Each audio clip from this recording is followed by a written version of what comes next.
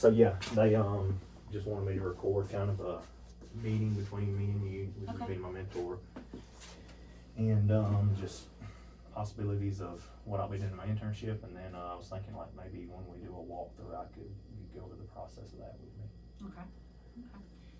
So, during your internship, you know, we'll spend some time, let you spend some time with me doing the things that I normally do during the day, but also spend some time with Mr. Richards, because with him being the assistant principal, it's probably good for you to see the stuff that he does as far as scheduling buses for field trips and discipline and the virtual Alabama stuff, which has to do with the safety plan for our entire building. So that stuff's probably good for you to see some hands-on, maybe even see how he puts discipline in the computer. When we've had people that we've mentored in the past, we've allowed them to kind of be hands-on and actually put some discipline in the computer so they kind of see how it works. Of course, right now, with us changing from iNow to Power School, it will look different next year, but at least it would be a similar student management format, so you can see that. With mine, we can look at master calendaring and how we handle building requests as far as when people ask to use our campus, maybe HVAC scheduling and the way we work with maintenance in the different departments to use our facilities and work through projects. But I guess today, if you wanted to talk about observations, we could do this. Yeah. I did ask Mr. Martindale, since he's our band director, if I could print off his things, but everyone's is very similar. So, you know, non-tenured are on cycle for 3 years. So every year that you're non-tenured, that you're non-tenured, you have full cycle, you're on cycle. Every year. Mm-hmm. So when you are hired for your 4th year, then you become a tenured teacher, and then it changes to where you're only on cycle every 3 years. So in those other years, you're still doing the maintenance stuff, like you're doing your self-assessment, you're doing your PLP, you're doing any of the documentation for the showcase to demonstrate that you've completed the professional development that you said you would as far as in your PLP. But on full cycle years, you're typically getting 2 observations and all of those other things as well. This year's a little different. From our district, they changed the format somewhat. I think just because of the pandemic last year, because last year we never got to finish all the processes. Right. So this year, instead of having a lot of the extra things that would normally be just to kind of complete the package and prop up the entire evaluation process, they kind of streamlined it for us this year, which we were very appreciative of, because there are a lot of other things we're having to do that we wouldn't do on a normal school year. Right. So after the teacher completes their self-assessment, which, you know, is completely theirs, and they mark whatever they want, then they also do their professional learning plan, their PLP. And that's when I sometimes will shoot out the stuff from the district that says this is what the district would like for each teacher to focus on. And then here's some ideas of each person's own personal PLP goal that they could focus on. I shoot you guys out those. And you can choose it, and we can go over ways to assess that and what kind of documentation you need to keep. So then after that's done, if a person's on cycle, then we go in and do observations. And usually those are, one is unannounced, so it's kind of a surprise attack, you know, and then one is announced, and they're typically an entire period long. This year we could announce both of them, and they only had to be 30 minutes each. And I think that's just because we were trying to get through some things. There was probably a little bit of concern too about whether or not we'd even be in school the whole year. So they just were making sure that we could get So there's a minimum time. a minimum time, at least 30 minutes. What was it before? It was a whole class period. So, oh, wow. you know, you needed to be in there at least 45 minutes or so. So, and typically, you know, I try to be in there when the class starts, kind of to see those intro activities. What are you doing as far as what are teachers doing for just making sure the class starts right? What kind of review are they doing? What does their housekeeping look like?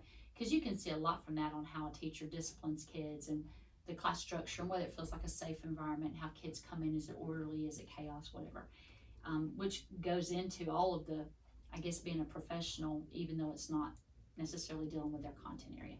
So then, and then usually if they've wrapped up and the kids are just doing some maybe starter activities at the end of a period, I'll walk out before, you know, the period's over. So this is Mr. Martindale's kind of on cycle observation form, and you can keep this little copy because there's nothing on there that's like personal data. So And this is just kind of the professional, it just shows all the different categories we're looking for. But I also like it because this is like 2 sheets that I can take in. A lot of people will go in with a Chromebook and they'll actually do the observation while they'll actually do the paperwork part of it while they're observing the teacher. I am still old school and I can't do it. I want to be kind of interactive. I want to see what's going on. Focused in like yeah, you I don't as wanna- a student or something. Yeah, I maybe. just don't. The digital part, I think I would get lost in the electronic part if I was trying to do it all at one time. So I still will take notes, but what I've learned to do is take this because it also gives you like little bulleted things to remind you of what you're looking for in each category. So I don't necessarily complete is there action required? Is this a developing? Are they effective in this? Are they exemplary? But I do look at these bullet things, and so out beside each bullet thing, I'll kind of make my own little notes, about was the learning target up? The learning target was up, but maybe it was in very specific terminology, pedagogy type terminology instead of student friendly language, things like that. And so that way I can kind of keep track of the things I should be looking for that come under that category of professional knowledge or instructional planning or assessment, classroom management, and I can keep those notes. And then that way when I come back to my desk when it's kind of quiet, I always put something, I always kind of take notes. Like if they're giving notes, if it's a math lesson, they're giving notes and talking about how to, solve a quadratic equation. That way when I reference the observation in the electronic form, I'll say, today in Mr. Canteris's class, he was teaching the quadratic equation. He started this way. And so that way when the teacher's going back over my notes about their observation, it's easy for them to keep track of what I saw and they know exactly what I'm talking about in the room. And it keeps me focused too, if I'm paying attention and I'm keeping notes. And then I just basically transfer that information into, I look at the rubric for what does it mean to be developing, what does it mean to be effective, what should be considered exemplary when you're giving somebody an observation.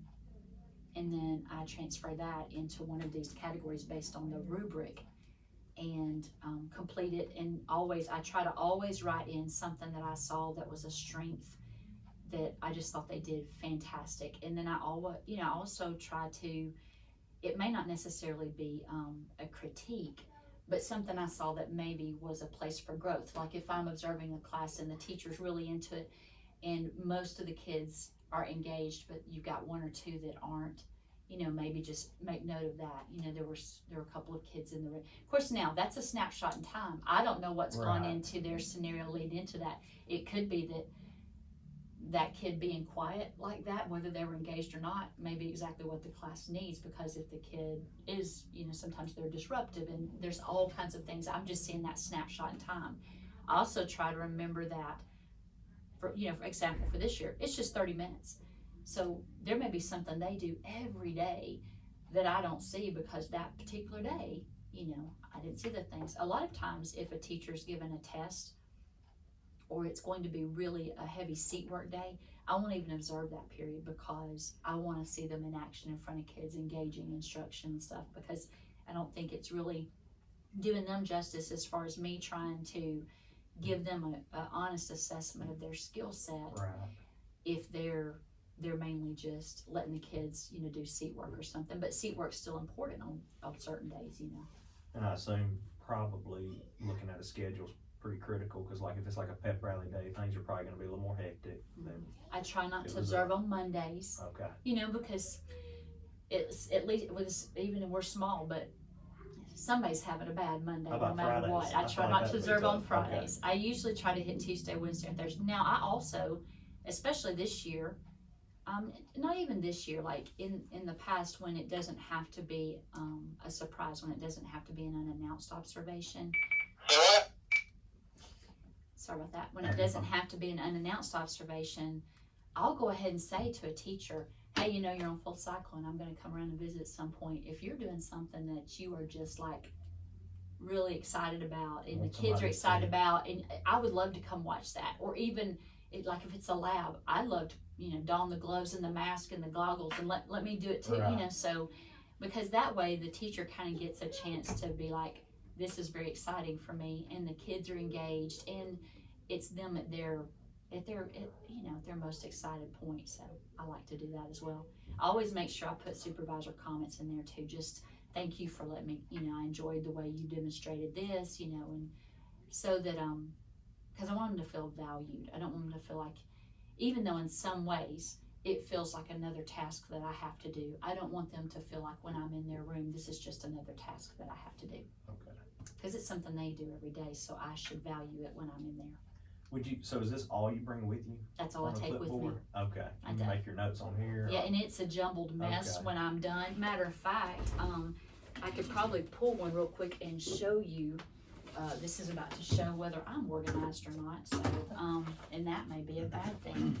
But I usually will pull, like I knew I was gonna do that by the time I wanted to show you what here But is. obviously it's more in depth online, I suppose, because you're saying some people pull the, Some take the people just take their Chromebook with them computer or in and they computer. do it, yeah. But see, like this is one I did on Miss Fryer in math. And so I made notes about what I saw about her ICANN statement, what she was teaching, the language that she used, the way she did examples.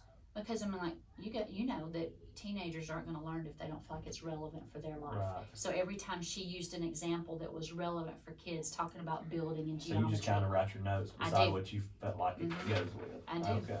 And then and if I run out of space, I just keep going, but I make notes on it. And then I save these so that when the teacher and I go over the observation later, because I can't put all of this on the form.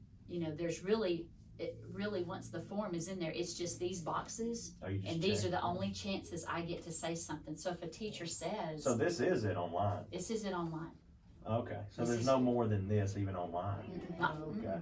So once they, once we've gone over the observation, if a teacher said, for example, if I were to say, I felt they were effective at something and the teacher felt like they were exemplary, I could go back to this and say, well, I feel like exemplary would have demonstrated thus and so in this particular case, so that not necessarily to justify my scores, but to make them feel better about, and I never have had anybody question, but that doesn't mean that there's not gonna be a time when somebody does. And I usually keep Have you ever those. had anybody ask for them like when they've been let go?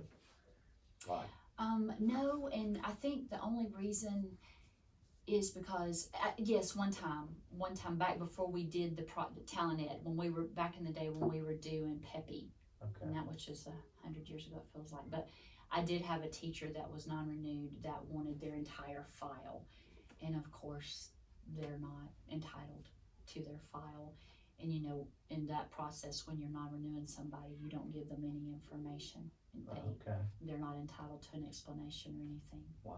I know. It's hard, and it's a script.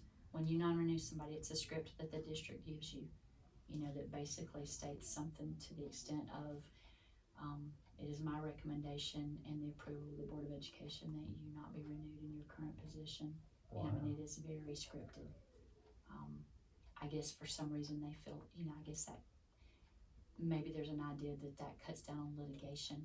Because in the state of Alabama, the tenure law, if you're not tenured, you don't have any kind of right Okay, to litigation based on the removal of your did not position. know that. Mhm. Guess that's a good thing, but. Mhm. Oh, And it's that I hard. don't know that. Yeah, That's good. absolutely. Wow. Yes, absolutely. So that's pretty much it. So once I've finished, I let the teacher know. I usually go over it with them, and I go ahead and sign electronically, and it sends it to them. You probably have seen on your screen where it will say, do you have this many, you have something in Talent Ed you need to sign, or you have something that needs to be completed. They'll get a prompt via email that says you need to sign this, and they'll go through and they'll sign it. I think sometimes, I think Mr. Richard, he does tenured, right? So I think Mhm. he's called me in there before, Mhm. just kind of Absolutely. tell me Yeah, he about typically what does was going tenured. on. If the numbers are kind of even, he will do the tenured, and I will do the non-tenured, because there's still a because decision on to be cycle. made. Okay. Yeah, it's I was still. gonna say, how are they ever equal? But now I see, Yeah. because you're Mhm. only gonna have so many on cycle. And we don't have a high turnover rate, so a lot of times our non-tenured numbers, and with tenured, sometimes and if you have a tenured teacher that maybe is not doing a jam-up job, sometimes they go on my list because I might decide I want to easier. observe them a little bit more, and also, kind of coach them on these are the things you need to do better. You're a tenured employee, but yet you're still responsible for doing a good job. And Now, you feel like that's because you're like the principal, is Because why you because take that responsibility do. or that position? I do, because if somebody's non-renewed, I have to make the recommendation. Now, I will ask Mr. Richards his opinion because it's kind of a co-leadership thing. But at the end of the day, it's my name on the line when I have to make the recommendation to the superintendent and I have to make the recommendation to the board. So I'm the one that has to kind of take it, no, I don't say seriously, but just take it to heart. Like, is this the right decision? I do believe that at least it's been my experience, and my first principal ever said that the amount of, disappointment and uneasiness, or I guess maybe even the way that they respond when they're non-renewed, the amount of that is directly related to how much you've coached them. If you haven't tried to coach somebody very much and you haven't told them, okay, you're missing the mark here, we need to work on this, and tried to coach them up for the 3 years you've had them or however long you keep them, and given them opportunities to improve and kind of guided them along that path, and then all of a sudden you non-renew them, they're going to be shocked. But my goal, and I know this sounds kind of weird, but my goal is that if and when I ever have to sit across from a teacher that I'm non-renewing, that there's no doubt in their heart and mind why they're sitting there. If someone's shocked, then I didn't do a good job.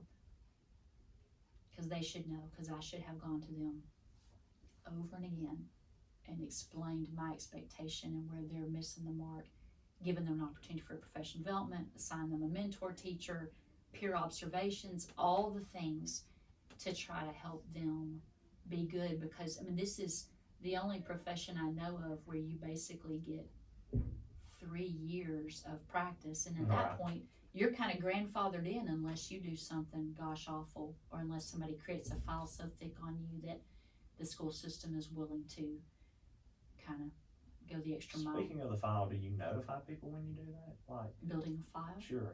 Or is it stuff like this? Is that what? It's usually, unfortunately, sometimes in education, but I feel like that most of the scenarios that have to do with a tenured teacher being removed are not necessarily instructional in nature. It's the things, it's the ethical stuff, it's the character stuff. Because I have always said, I would rather hire a good person who maybe needs a little bit more coaching on the teaching part than hire a good teacher who maybe wasn't a good person. Right. Because you can work on the good teaching part. You can't fix it if somebody has a character issue. That's between them and Jesus. Yeah. It just is. That's not something we can fix. So there are a lot of good people in this building. Some of them have had to have extra help getting to be the part of being a good teacher. And that stuff's fixable. But the character stuff you can't fix. And it will show itself. Right. It will show itself. So that's okay. Okay. So. Well, and then both of these are the same for first and second observation. And same exact things you're looking at. Okay. And if a teacher, if you say I could have these? Yeah, that's Okay. Mr. Martin. And I asked Mr. Martin. And Yours. I If you were on assume cycle, it would just say Dustin Oh yeah, Kleckler. It would be the same you exact haven't written form. notes on these. Mm-mm. Okay. Mm-mm. Okay. Well, then I'm sure I'll possibly learn more with a observation that we may be able to do. Mm-hmm. We just need to decide who you're going to go and who we're going to go see. Okay. And that'll be good. I'm sure they're comfortable with that. I bet Oh, that would yeah, be I awkward don't- another teacher. I don't think so. I mean, The thing for you is that it might be awkward if it was another teacher in their particular discipline, but the cool thing for you is that, like if you go watch a math teacher, the math teachers are going to be like, well, he doesn't know my business, Yeah. and the I English bet teachers. Mr. K would be interested. Oh, yeah. Yes, Mr. K would be interested. I'm not sure that we should record that because Mr. K is real life all the time. Right. That's good though. Yeah.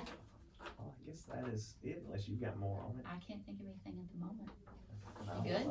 Yes, ma'am. I And believe so. You'll turn off that camera? Yes, That'll make me very happy. You know, I got to thinking